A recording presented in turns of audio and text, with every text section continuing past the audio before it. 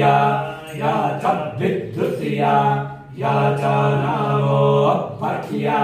या च पठिया या च नामो पातिया या च रेक्म्या या च नामो पास्तव्या या च पास्तुपा या च नामः सोमा या च रुद्रा या च नामस्ताम्बरा या च रुणा या च नामः संगावे च पाशोपाताये च नाम उग्रा या च भीमा या च नामोग्रे बाधा या च दूरे बाधा या च नामो अन्तरे च हानि या च नामो परीक्षेभ्यो हरिकेशेभ्यो नमस्ताराय नमः संभवाय च मायो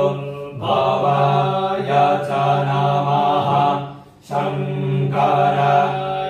च मायस्काराय च नमः शिवाय च शिवतराय च नमः पार्थाय च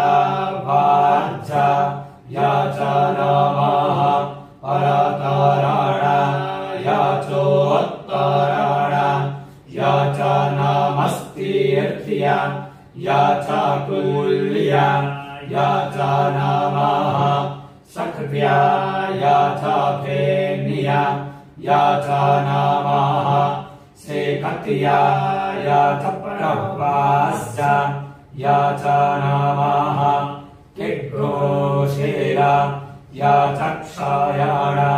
या च नमः प्रपद्दिने च पुरस्ताये च नाम हिरण्या या च परापथ्या या च नामो वरजिया या च गोष्ठ्या या च नामस्तल्या या च गेस्सा या च नामो हृदस्सा